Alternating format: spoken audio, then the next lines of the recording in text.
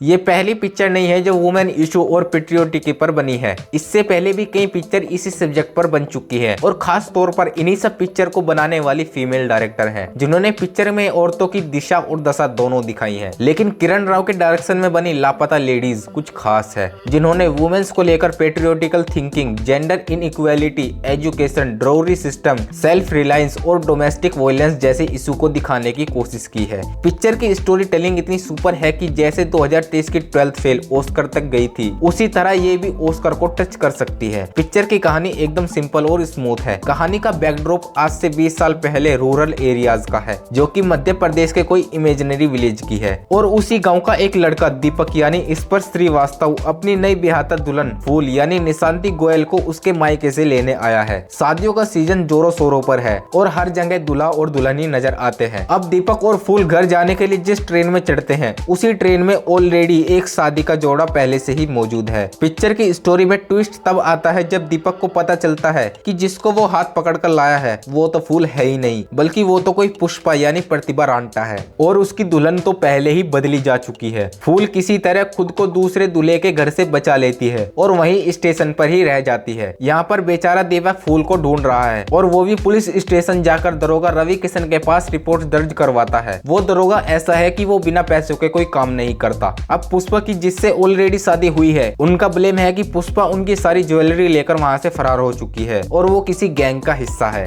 अब आपको लगेगा कि पिक्चर की स्टोरी टेलिंग तो आपने बताई दी और उसमें रह ही क्या गया, लेकिन ऐसा नहीं है। पिक्चर की स्टोरी केवल यही नहीं है, ये तो केवल पिक्चर का 20% ही पार्ट है। पिक्चर में और भी बहुत सारे क्वेश्चन हैं, जैसे क्या पुष्पा किसी क्राइम में इन्वॉल्व है, क्या दीपक अपनी दुल्हन फूल को ढूंढ पाता है या नहीं, दुल्हनों का पता चलने पर क्या दीपक वहां पर जा पाता है या नहीं। ऐसे ही बहुत सारे क्वेश्चन का जवाब आपको पिक्चर देखने के बाद ही पता चलेगा। अगर हम बताएंगे तो स्पॉइलर हो जाएगा। धोबी घाट जैसी पिक्चर को डायरेक्ट कर चुकी किरण ने अपनी पिक्चर के जरिए कई इशू को उठाया है, मगर इन्होंने पिक्चर में कहीं भी बिल्कुल भी बोर नहीं होने दिया। कहानी एकदम आपको सीट से बांध कर रखती है, आपको टॉयलेट जाने का भी टाइम नहीं मिलेगा। जिस घूंघट की वजह से दुल्हनों की अदला बदली हुई है, वो भी एक तरह से पेट्रियोटिकल थिंकिंग पर वार करती है। इसी पॉइंट पर आकर पिक्चर का मूड सेट होता है। रूरल एरियाज में कई वुमेन कैरेक्टर हैं, जो कि हर एक कैरेक्टर के जरिए अलग अलग इशू को मार्क करती है। जैसे अनपढ़ फूल ब्याह करके ही खुश है, मगर जब वो स्टेशन पर रहकर खाना बनाती है तो उसको अपनी कुकिंग स्किल का पता चलता है, जिससे वो खुद को सेल्फ रिलायंस बनाती है। डायरेक्टर किरण इस बात पर भी गहरा कटाक्ष करती है कि समाज की इज्जतदार लड़की सबसे बड़ा फ्रॉड है, वो इसलिए कि इस तमगे के कारण वो कभी सवाल ही नहीं कर पाती और इसी समाज में घुटकर अपनी सारी जिंदगी निकाल देती है। लेकिन किरण के डायरेक्शन में बनी ये पिक्चर इन्हीं सब इशू में उलझकर नहीं रहती, बल्कि आपको बहुत ज्यादा हंसाती भी है और रुलाती भी है। पिक्चर वुमेन्स को सेल्फ रिलायंस होने के साथ साथ उनको उनके सपने पूरा करने की थिंकिंग पर भी जोर देती है। एक्टर की स्ट्रॉन्ग एक्टिंग सोने पर सुहागे का काम करती है। फूल के कैरेक्टर में निशांति ने मासूमियत और भोलेपन को बनाए रखा है। As a inspector Ravi Kishan की एक्टिंग दिल जीत लेती है। वो पिक्चर में एंटरटेनमेंट के डोज को बनाए रखते हैं। ओवरऑल पिक्चर की स्टोरी टेलिंग एकदम टॉप क्लास की है। अगर आपको सोशल इशू के साथ साथ एंटरटेनमेंट वाली पिक्चर परिवार के साथ देखनी है तो ये पिक्चर आपके लिए एकदम परफेक्ट है। पिक्चर में कुछ भी गलत नहीं दिखाया गया है, तो आप परिवार के साथ भी जा सकते हैं। तो चलिए आज की वीडियो में बस इतना ही। वीडियो पसंद आई हो तो वीडियो को लाइक करके चैनल को सब्सक्राइब कर लीजिए। मिलते हैं अगली वीडियो में, तब तक के लिए धन्यवाद। टेक केयर, जय हिंद।